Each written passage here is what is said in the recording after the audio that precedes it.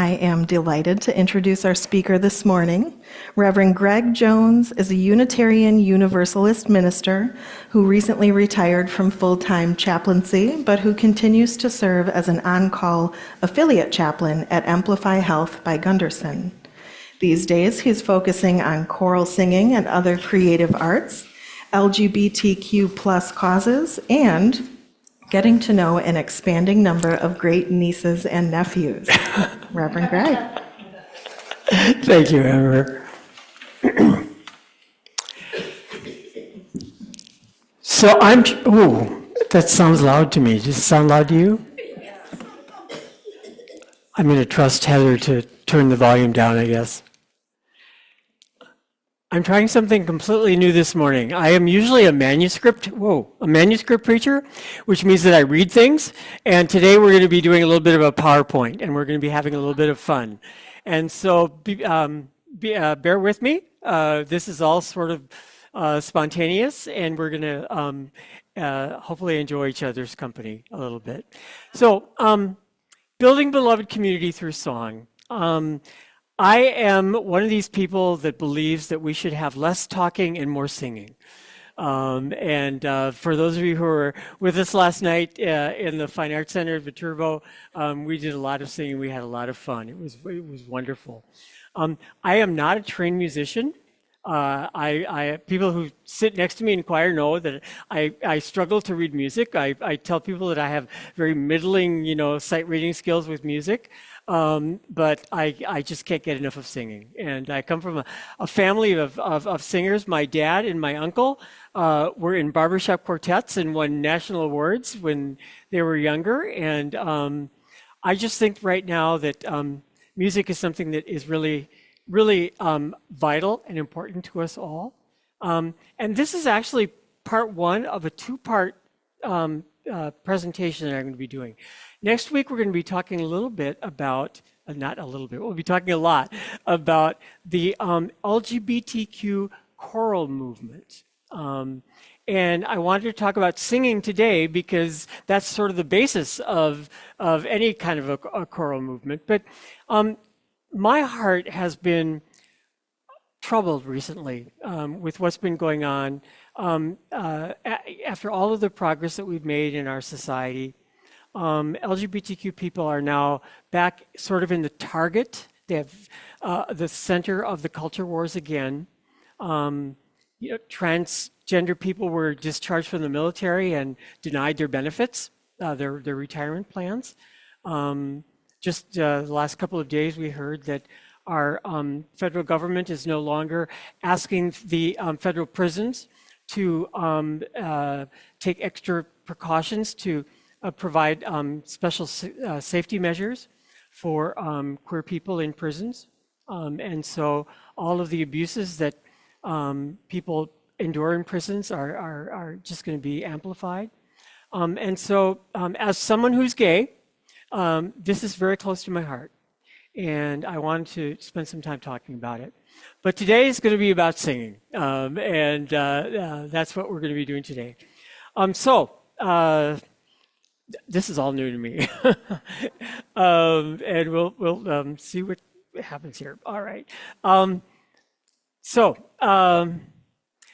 I want to talk a little bit about just what is beloved community. And so this is our theological foundation here a little bit. The idea, the concept of beloved community was founded by or pioneered by a American philosopher named Josiah Royce, who talked about, he wrote in 1913, he did a series of essays on the importance of having progressive social movements.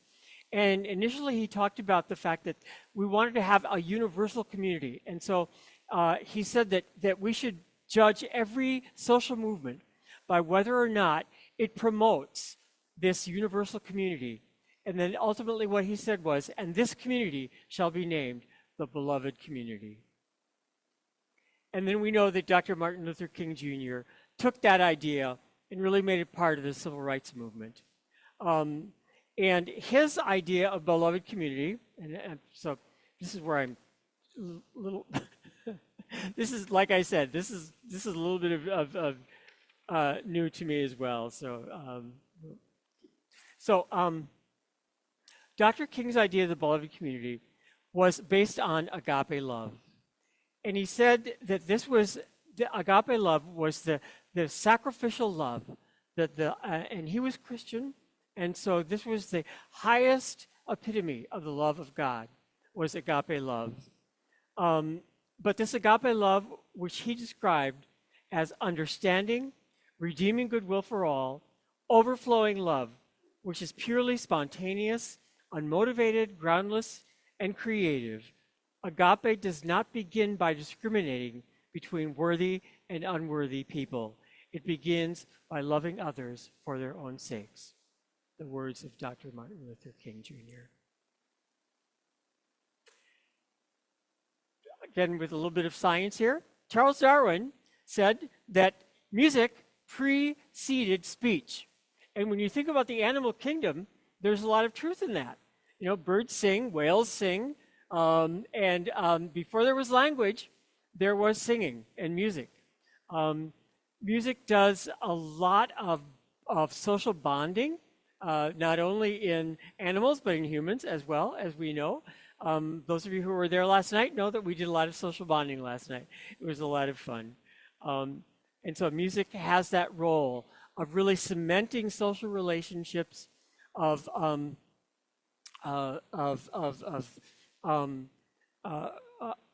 really developing a sense of unity and community together, is something that happens with music. And the neurology of music. One of the things we know about music is that when you sing, it releases oxytocin. And I think just a couple of months ago, someone in this room talked about oxytocin as the love hormone. And that's really true. Oxytocin is that chemical that cascades from our brain into our nervous system when good things are happening. And music is one of those things that releases oxytocin into our brains and our bodies. There's also this new thing that, the love hormone, here we go. I've recently done some reading about this thing that they call autonomous sensory meridian response, ASMR, which is the whole idea about getting tingles and goosebumps and a little bit of a buzz from things. And music is one of the things that does that as well. And that's all based in our nervous system. So when we sing, we feel better. We feel good. And it helps us bond. So a lot of our Unitarian Universalist music, a lot of social music in general, comes from social movements, labor movements. One of the things I want to do today, we have a song in our hymnal, which we're actually going to sing a couple of verses of at least. Bread and Roses. This is a song that came out of the Lawrence Textile Workers strike of 1912 in Lawrence, Massachusetts. There were the textile workers were women, and just the year before that, some of you may know the story of the Triangle waistcoat fire in New York City, where 126 women jumped to their deaths because they were doing sewing and textile work in a building in Lower Manhattan, and the employers had barricaded the doors. And when they started a fire in those rooms, there was no way for those women to get out. That happened in 1911. And so in 1912, women in Lawrence, Massachusetts struck to get higher pay and better working conditions. It turned out that in the end, they got a 15% pay raise. But Eric, if you could, song 109 in our hymnals. And I'm actually going to get a hymnal myself. I just want to sing a couple of verses together so that we get a sense of music from the labor movement. Number 109. Should we stand? You may stand if you would like to, if you're able, yes.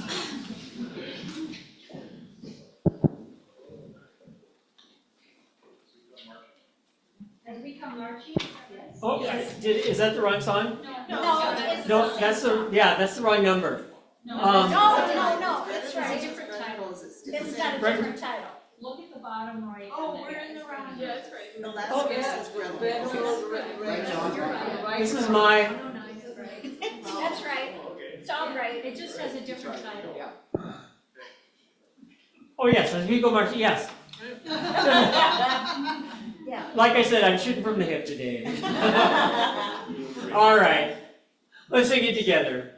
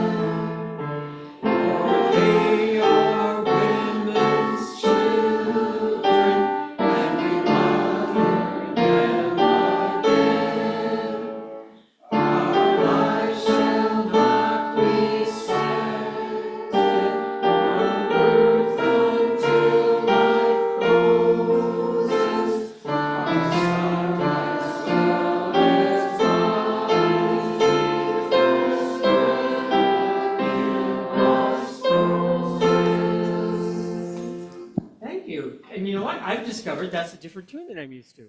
You may be seated.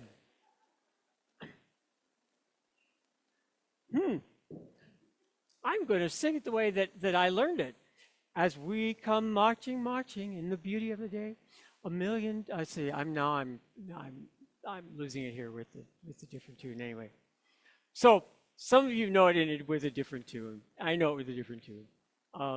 But anyway, it's a good labor song, and it's one of the ways that we have used music to build beloved community.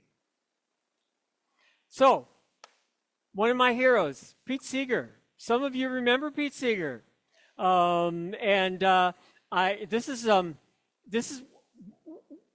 how wide I smile and grin when I meet one of my personal heroes.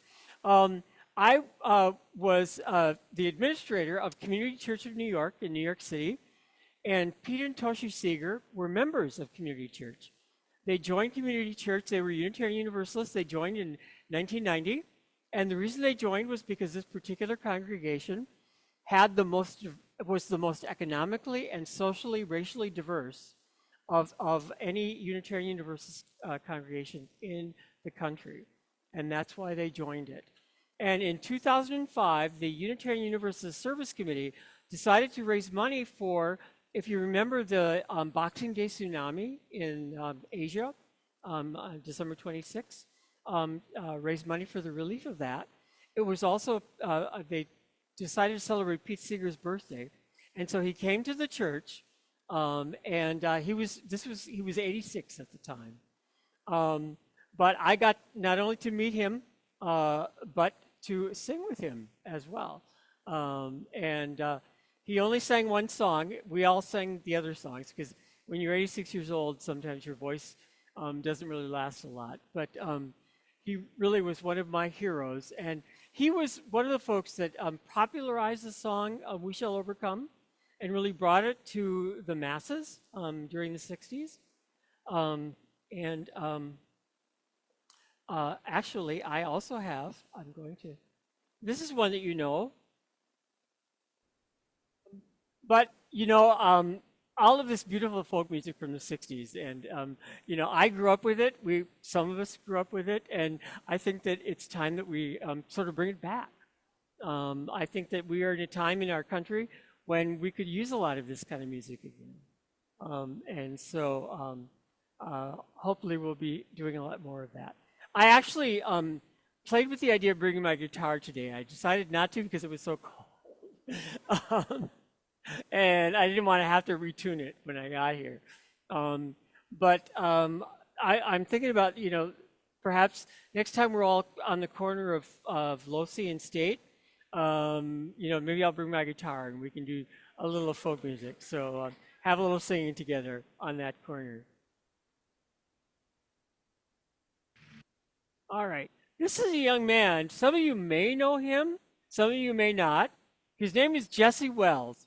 15 years ago, he started as a sort of a hard rocker kind of guy, and he has found his voice with some of the most amazing folk music and lyrics that I've heard. And interestingly enough, I just a couple of months ago, I posted on Facebook. I said, I've discovered this guy, and I think he's like another Woody Guthrie.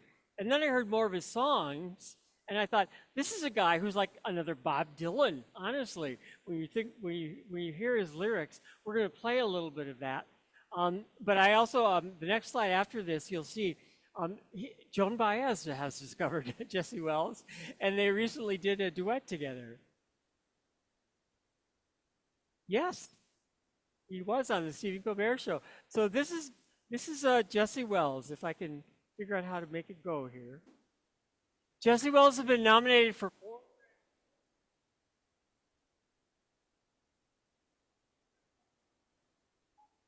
YouTube.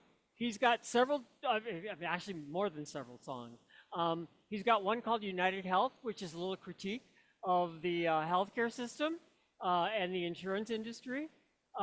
He has, I'm trying to think of some of the other ones that he's got. He's got one called The Caucasian God, which is a really good one about, it's really about Christian nationalism and a critique of Christian nationalism. And so I invite you to go on YouTube and listen to Jesse Wells and some of the music that he's got.